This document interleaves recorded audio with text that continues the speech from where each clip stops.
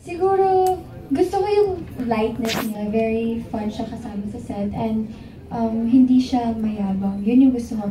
And yung parang pang boyfriend material, he's very family-oriented. Gusto ko kasi yung gano'n, yung parang he always thinks of the family first. He always thinks of his mom and his sister first. Oh, may sampalan. Oh. Physical. Oh. And ano pa yun, what are the gestures that he did na kinilig ako? Kung napanood niyo yung ASAP class, yung nanood siya.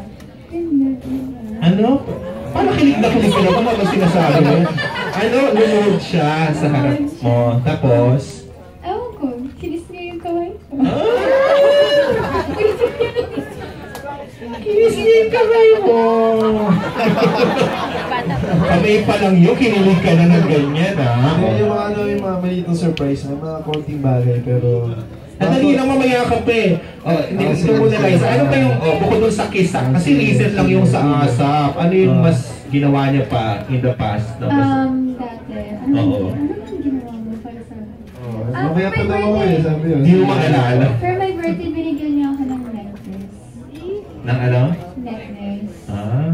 Anong necklace? Tiffany and Company. Social. Pang mayaman. Na may age. Na may age. Oo. Kasi Hope yung name mo. Opo, age. Ayun. Tapos nabanggit niya kanina, Liza, na willing daw siya maghintay forever. Paghihintay mo ba siya ng ganong katagal? Or kailan ka ba pwede mag-boyfriend sa tingin mo? Kapag lumayan na si Tita Oji.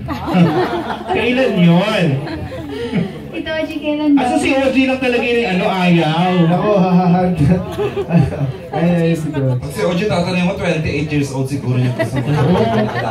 Pwede mo namang suwayin yung manager mo.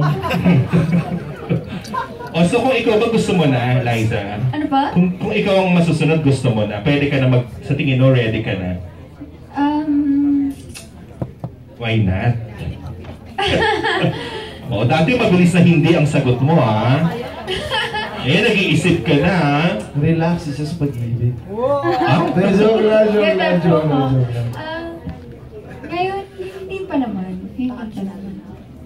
Oo. Hindi pa naman. Pero hindi naman matagal mo siyang pag-hintayin if ever. Hindi rin po. Ano ba talaga? Hindi ka matagal pag-hintayin. So, oo. Saglit lang. Saglit lang. Next week, malalaman niya na yung joke. Wow! Next week na ba? Joke. Okay na ba, di mo? Next year pa, di ba? Opo, January. Okay. Basta po kayo. Oo. Tapos ikaw, mamaya na second, ikaw, Liza, anong feeling na, yun nga, di ba, sobrang hit nung inyong teleserye together. Tapos, eto, kasunod agad yung movie. Pero this time, magbabayad na kasi yung mga tao, hindi na libre yung mapapanood, di ba? Mag 200 pesos na ang sine. So, mas kabado ba kayo dahil, yun nga, hindi nyo sure kung susuportahan pa rin ito ng mga nanood ng Forevermore, di ba?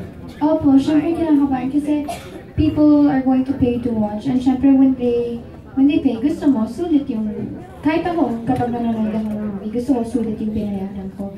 So gusto ko yun din yung mararamdaman ng audience. And sana maraming manood para happy. Yun. Oo. Ikaw naman, Ken. Ikaw na. It's your time.